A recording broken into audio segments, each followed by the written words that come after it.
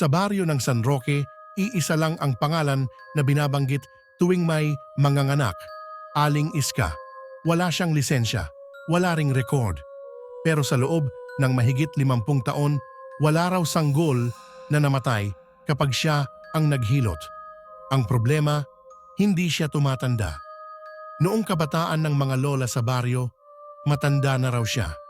Ngayon, ganoon pa rin ang itsura.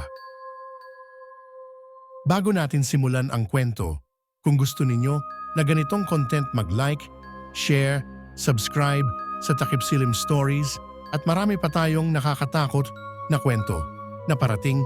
Maraming salamat po. May kakaibang patakaran si Aling Iska. Sa gabi lang ako nag-aanak. At huwag na huwag kayong sisilip. Tuwing alas 11 ng gabi, dumarating siya. May dalang lumang bayong, amoy dahon, langis at dugo. Pinapatay ang ilaw, isinasara ang bintana. At kapag nagsimula na ang iyak ng sanggol, may isa pang tunog na kasabay, parang pagaspas ng pakpak. Lumipas ang mga taon. Napansin ng ilan, may mga batang sakitin, maputla at ayaw sa sikat ng araw. May isang bata na biglang namatay sa edad na 7. Walang sakit, walang sugat. Sa burol, may nakakita kay Aling Iska sa labas ng bahay. Hindi pumasok, ngumiti lang. At sa gabi ring iyon, may batang muling ipinanganak sa baryo. Isang dalagang buntis ang naglakas loob na sumuway. Hindi siya pumikit, hindi rin niya isinara ang bintana. Habang nanginginig sa sakit, nakita niya ang ginawa ng kumadrona.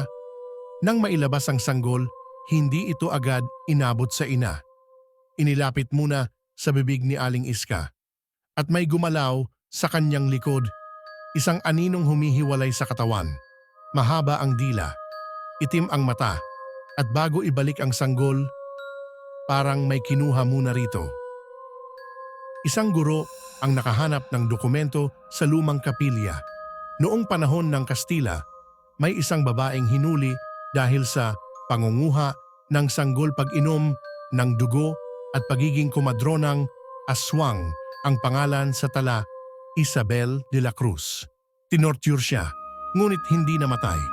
Ang huling linya sa dokumento, tumakas patungo sa kabundukan, babala sa sinumang babae na manganak sa kanyang kamay. Isang gabi, nagsanib puwersa ang ilang lalaki ng baryo. May buntis na pinapain, may asin sa pinto, may bawang sa bintana, may krus sa sahig. Dumating si Aling Iska. Ngunit nang magsimula ang panganganak, hindi na siya nakapigil. Humaba ang kanyang katawan. Bumuka ang likod. At humiwalay ang itaas na bahagi. May pakpak na parang paniki. Kayo ang may kasalanan, sigaw niya. Kung wala kayo, buhay sana silang lahat. Sinunog ang bahay. Ngunit ayon sa mga nakakita, walang bangkay. Kinabukasan, may natagpo ang bakas ng paa papunta sa gubat. At makalipas ang 9 na buwan, may bagong kumadrona sa karatig baryo. Matanda, ngumingiti, at hindi rin tumatanda. Hanggang ngayon, sa mga baryong malayo sa ospital, may mga sanggol na ipinapanganak sa kamay ng mga hindi kilala. At tuwing may maririnig kang kumadronang nagsasabing, "Huwag kang matakot, sanay na ako rito." Siguraduhin mo munang buo pa ang anino niya sa liwanag. Kung nagustuhan mo ba ang kwento, huwag kalimutan mag-like, share, and subscribe sa Takip Silim Stories. Maraming pa tayong nakakatakot na kwento na parating. Hanggang sa muli.